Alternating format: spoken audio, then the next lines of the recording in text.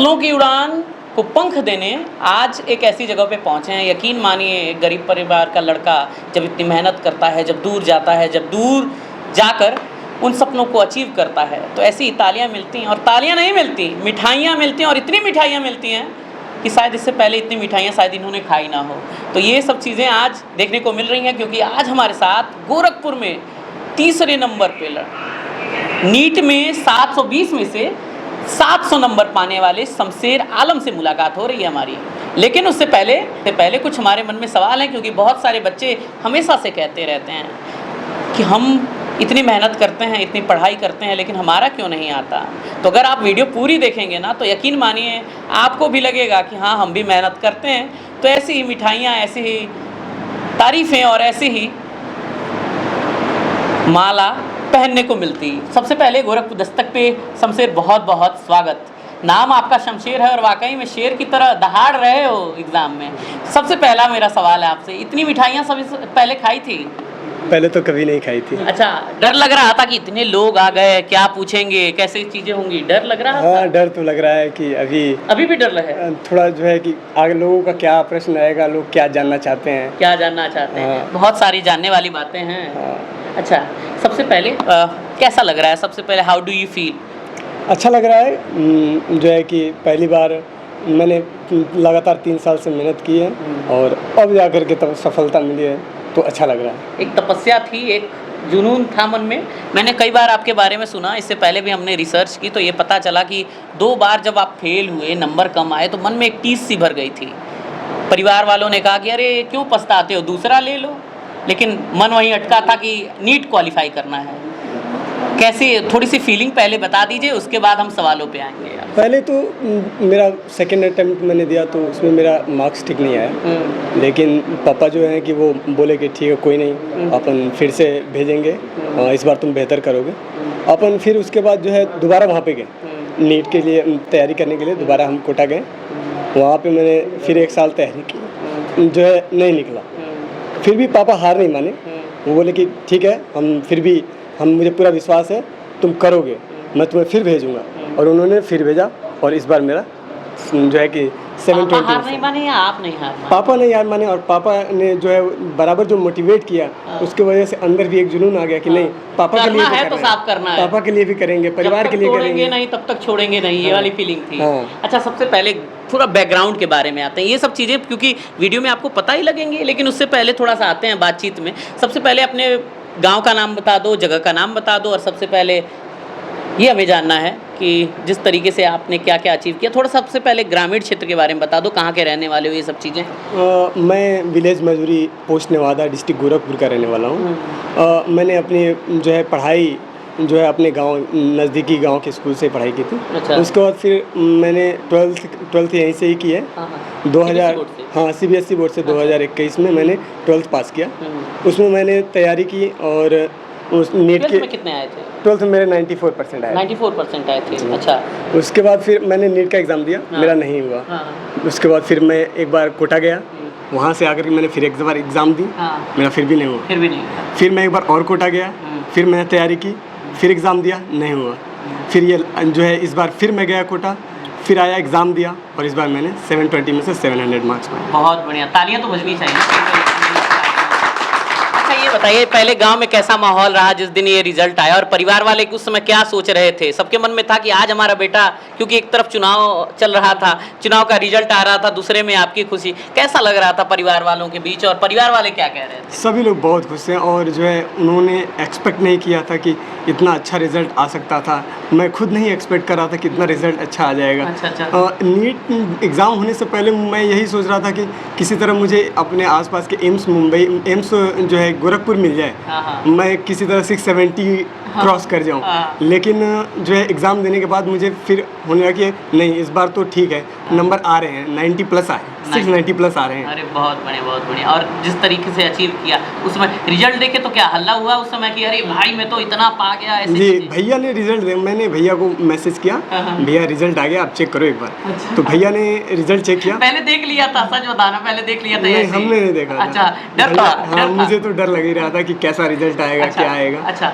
तो भैया भैया को हमने लिंक उसका दिया, भैया ही चेक किए, फिर भैया ने वो आए और मुझे उसका ऐसा तो नहीं ना पहले ही डांट दिए कि अरे क्या है कि इस बार भी ऐसा चीज़ें ऐसे नहीं ऐसा नहीं, उन्होंने कहा कि तुम्हारे 700 ऐसे डायरेक्ट उन्होंने बताया कि 720 में से 700 नंबर आ रहे हैं। अच्छा, और एकदम काफ़ी साधारण उन्होंने तरीके से, हाँ। जो है कि फिर शाबाशी दी कि वेल डन, बहुत अच्छा किया तुमने। अच्छा यार, तो वाकई में यार बहुत तारीफ करने के लायक हो जिस तरीके से तुम बोल रहे हो। एक सवाल मेरा भी है, जब 2 बार फेल मतलब कम नंबर आए तो मन में एक टीस सी भर जाती, मैंने शुरू में कहा टीस भर जाती है कि नहीं करना है, कभी हिम्मत टूटी, कभी ऐसा लगा कि नहीं यार छोड़ देते हैं, दोस्त वाले कह रहे हैं उस वहाँ पे चले जाते हैं, दूसरी जॉब कर लेते हैं या सोच लेते हैं? हाँ, ऐसा बहुत बार हुआ है। मैं जैसे 2 बार एग्ज़ाम दिया, मेरा नहीं हुआ, मैं कहा अब लगता है मुझसे नहीं हो पाएगा, लेकिन फिर मैं बहुत बार रोया हूँ, तो तैयारी के दौरान भी काफ़ी रोया हूँ।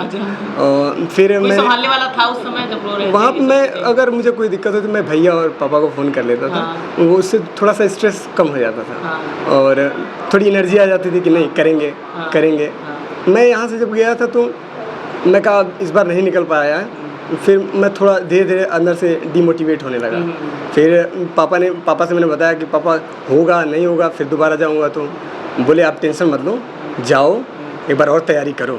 फिर मैं एक बार और तैयारी कर, बीच में मुझे लग रहा था कि क्या होगा नहीं होगा, नहीं होगा तो क्या होगा, लेकिन उस दौरान फिर मैं घर पे फ़ोन करके अपना वो जो स्ट्रेस आता था, जो दिमाग में आता था, उसको मैं भैया और जो है पापा से शेयर करता था। अभी डांटते नहीं थे कि अरे यार हट जाओ, जितना ज़्यादा स्ट्रेस क्यों ले रहे हो, इतना काम का बोझ है, ये सब चीज़ें? नहीं, ऐसा तो कभी नहीं बोला, हमेशा जो है कि मोटिवेट करते, पॉजिटिव थिंकिंग दी है और पॉजिटिव थिंकिंग से आगे बढ़ने के लिए मोटिवेट करते कब रहे। से दिमाग में आया कि नीट ही करना है? नीट के मैं जो है जब क्लास 5th में था तो ही उस समय मैंने ठान लिया था कि करेंगे, मेडिकल में ही जाएंगे।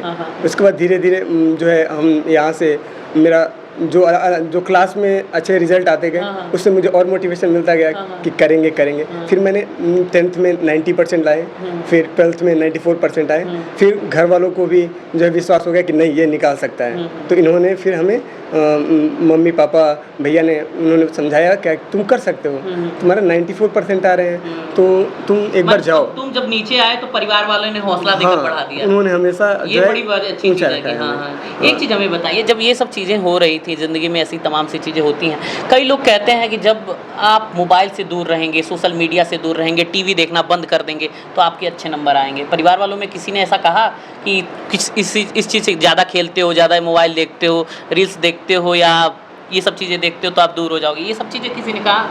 नहीं, ऐसा तो नहीं था। उन्होंने ये बोला कि मोबाइल आप चलाओ लेकिन सफिशिएंट चलाओ, जिससे आपका कुछ ना बिगड़े। आप ज़्यादा चलाते थे? नहीं, मैं मोबाइल ज़्यादा नहीं चलाता, मैं अपने आप को मोबाइल से काफ़ी दूर रखता था।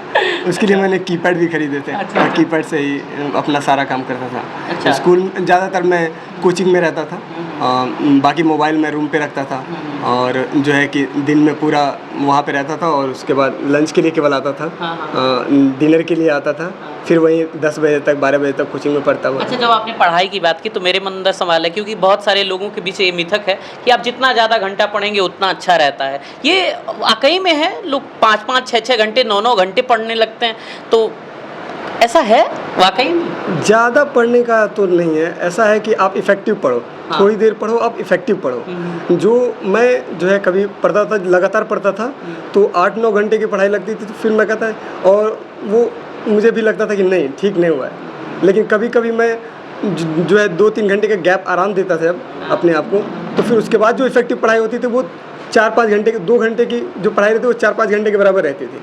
तो वही 2 घंटे की पढ़ाई ने 4 घंटे का काम किया। तो ये घंटे से कुछ नहीं होता है।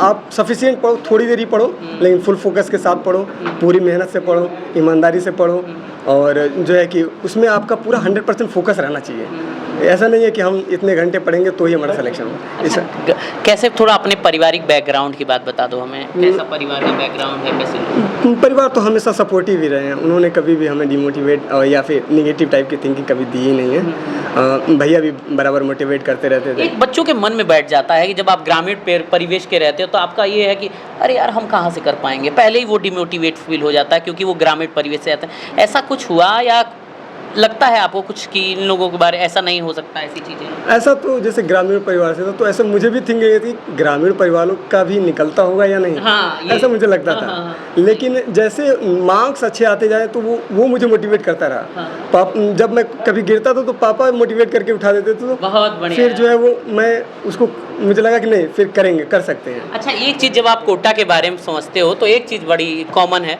कि वहाँ पे बड़ी ज़्यादा लोग जाते हैं, बच्चे यहाँ से परिवार वाले भेजते हैं तो सुसाइड अटेम्प्ट भी ज़्यादा होता है, सुसाइड भी ज़्यादा होता है, और एक स्ट्रेस बच्चे पाल लेते हैं कि हम कोटा में पढ़ रहे हैं, अगर अच्छे नंबर नहीं आए तो आत्महत्या कर लेंगे। ये सच्ची बात है, वाकई में बात है, लोग स्ट्रेस से इन सब चीज़ों से कैसे दूर रहे, दिमाग में ये नहीं आ रहा था कि हाँ। ऐसा तो जैसे वहाँ पे सुसाइड के केसेस तो आते थे, लेकिन मैं यही सोचता था कि अगर सोचेंगे तो फिर वो हमारे ऊपर हावी होता जाएगा।